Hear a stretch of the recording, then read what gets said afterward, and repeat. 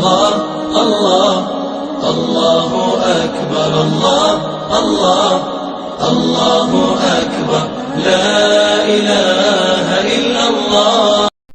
بسم اللہ الرحمن الرحیم. حفاظ کو اللہ تعالیٰ کا احسان ماننا چاہیے.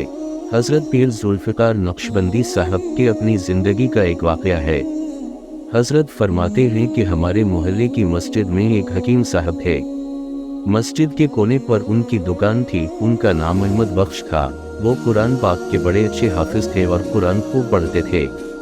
ہم اس وقت چھوٹے چھوٹے تھے. رمضان المبارک کا دن تھا. کسی نے ان سے کہا کہ آج 27 کی رات ہوگی، اگر آج رات پورا قرآن سنایا تو بڑا مزہ آئے گا.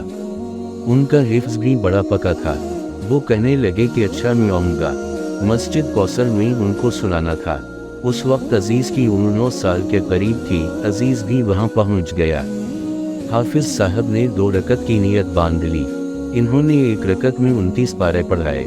ان 29 پاروں میں ان کی کوئی غلطی بھی نہیں ہوئی. پیچھے 8-10 حفاظ کھڑے تھے. وہ سب چپ رہے.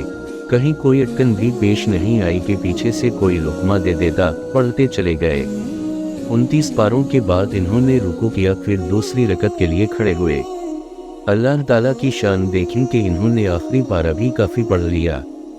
جب سورہ اخلاص پڑھانے لگے تو بھول گئے. کوئی متشابہ لگ گیا. اب وہ اس سورہ سے نکلنا چاہتے تھے مگر نکل نہیں پاتے تھے. جب 2-3 دفعہ اس کو دہرایا اور آگے نہیں نکل سکے تو اس وقت ایک غیر حافظ بندے نے ان کو لقمہ دیا اور حافظ صاحب نے غیر حافظ سے لقمہ لے کر سورہ اخلاص مکمل کی. نماز کے بعد لوگ بڑے خوش تھے مگر قاری صاحب کو پسینہ آیا ہوا تھا. جب اٹھ کر جانے لگے تو کسی نے پوچھا کہ حضرت کیا بنا؟ کہنے لگے مت پوچھو، 29 پارے پڑھ لیے تو بڑی خوشی ہوئی. جب سورہ اللہ پڑھ رہا تھا تو اس وقت دل میں خود پسندی کی کیفیت پیدا ہوئی کہ اس وقت میرے جیسا بندہ پورے شہر میں کوئی نہیں ہوگا جو 2 رکعت میں قرآن سنا سکے. میرے دل میں یہ بات پیدا ہوئی تو اللہ تعالیٰ نے مجھے سورہ اخلاص میں متشابہ لگوا دیا اور یہ بتا دیا کہ یہ تیرا کمال نہیں ہے، یہ تو میرا کمال ہے. یہ اللہ رب العزت کا کمال ہوتا ہے کہ وہ اپنے بندے کے لیے قرآن پاک کا یاد کرنا آسان فرما دیتا ہے. اس کے لیے حفاظ کو اللہ تعالیٰ کا احسان ماننا چاہیے. قرآن عظیم الشان صفحہ 138.